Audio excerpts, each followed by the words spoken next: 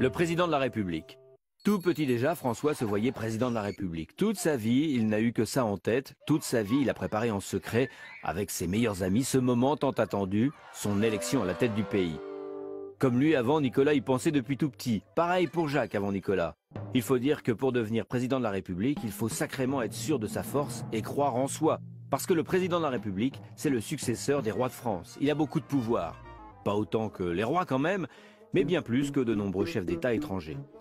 On dit même que la France est une monarchie républicaine. C'est la 5e République depuis 1958, mise en place par le général de Gaulle, qui en a décidé ainsi. Avant, sous la 4e République, le président n'avait pas beaucoup de pouvoir. On disait, pour se moquer de lui, qu'il inaugurait les chrysanthèmes, qu'il passait son temps à décorer des anciens combattants. Le général de Gaulle trouvait qu'il fallait un vrai chef. Parce qu'en France, on adore discuter politique et se disputer. On n'est pas très discipliné comme peuple. Alors il faut qu'un chef avec beaucoup de pouvoir soit à la tête de l'État. Parce que comment voulez-vous gouverner un pays où il existe 300 sortes de fromage? Seulement voilà, comme nous sommes en démocratie, si l'on donne beaucoup de pouvoir à un seul homme, il faut qu'il soit élu directement par le peuple. Tous les 5 ans, on procède donc à l'élection présidentielle. Le nom de ce mode d'élection est très compliqué, suffrage uninominal direct à 2 tours. Mais en vrai, c'est très simple comme élection.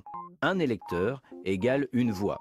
Ça se déroule sur 2 dimanches. Le premier dimanche, on vote pour le candidat de son choix. Le deuxième dimanche, on choisit entre les 2 finalistes.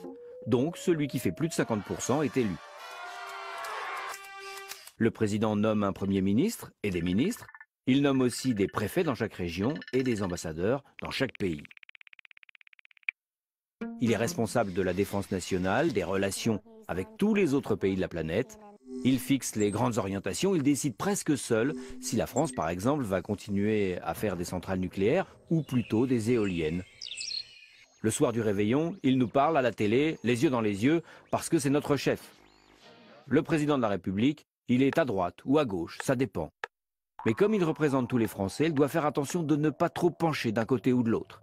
Comme il nous représente, il est très protégé par la garde républicaine et des tas de gardes du corps surentraînés.